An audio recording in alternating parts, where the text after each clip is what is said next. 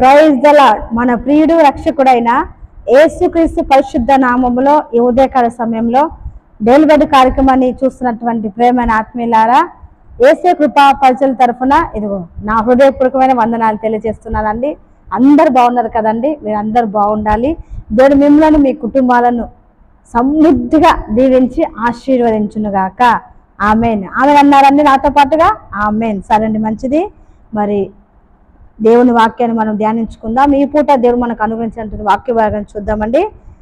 నిర్గమకాండము 29వ అధ్యాయము 38, 39 రెండు వచనాలు నేను చదువుతానండి. నిర్గమకాండము 29, 39, 40 వచనాలు నేను చదువుతున్నాను. చూడండి నాతో పాటుగా.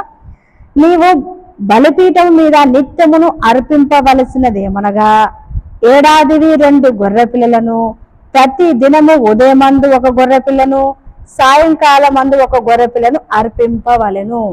ఇది దేవుడు ఆజ్ఞాపిస్తున్నటువంటి మాట.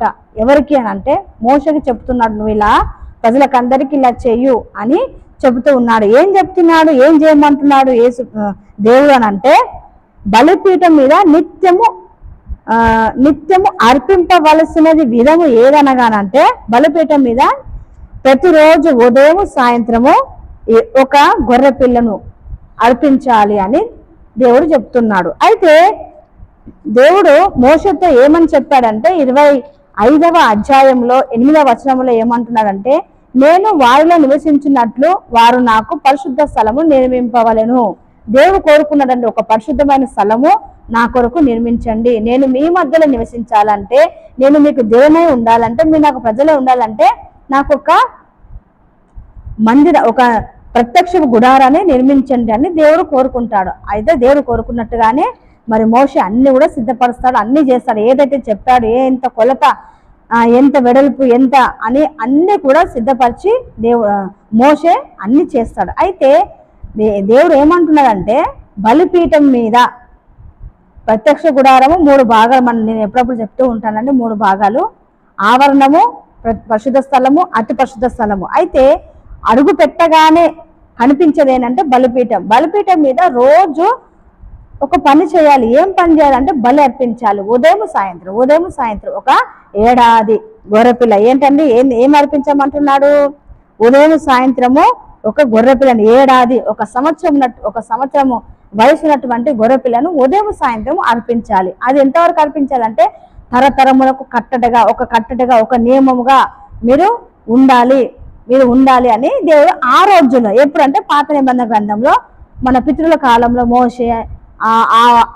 మోషే నుండి వచ్చింది కాబట్టి ఆ కాలంలో దేవుడు కోరుకున్నాడు. అయితే ఈ కాలంలో దేవుడు కోరుకుంటుంది ఏంటి అని అంటే, 12వ అధ్యాయం మత్తయి సువార్త చూడండి, నేను చదివిపిస్తాను. చిన్న వాక్యం ఉంటుంది. మత్తయి సువార్త 12వ అధ్యాయము 8వ వచనము నేను చదువుతున్నాను. చూడండి. 7 కనికరంనే కోరుచున్నాను గాని బలిని నేను కోరను. ఇది స్వయంగా యేసు ప్రభువు చెప్తున్న మాట.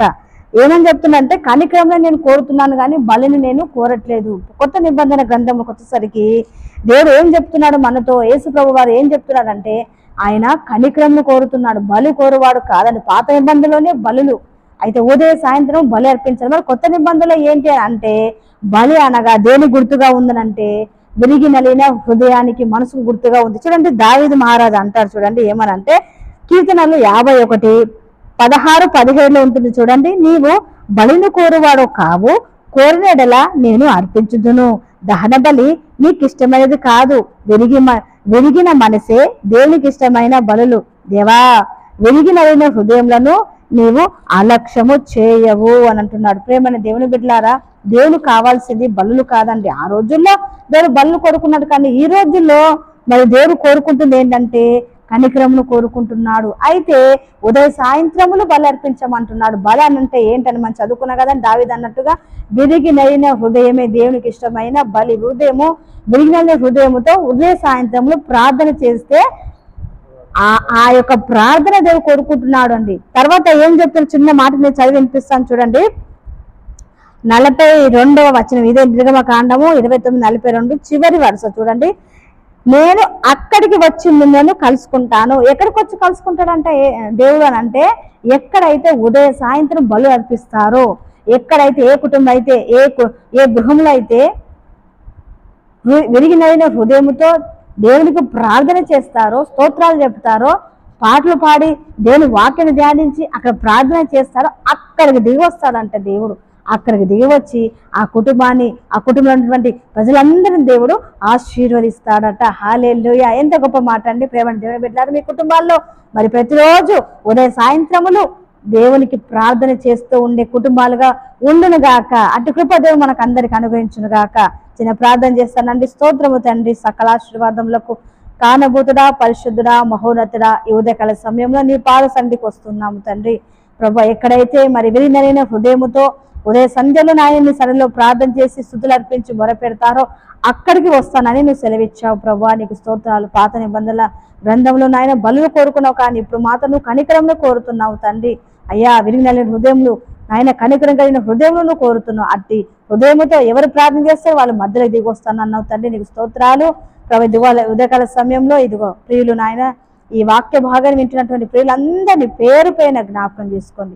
ప్రతి కుటుంబాలు నాయన ఉదయ సంధ్యలు ప్రార్థన చేసే కుటుంబాలుగా ఉండునట్లుగా ఆస్వాదించమని యేసు పరిశుద్ధ నామమును బట్టి ప్రార్థించి అడిగి పొందుకున్నాము తండ్రి. ఆమేన్. అందరికీ వందనాలండి. Praise the Lord. ఈ రోజు మీరు తలబెడుతున్న ప్రతి కార్యాలు యేసయ్య సఫలపరచును గాక. ఆమేన్. వందనాలండి.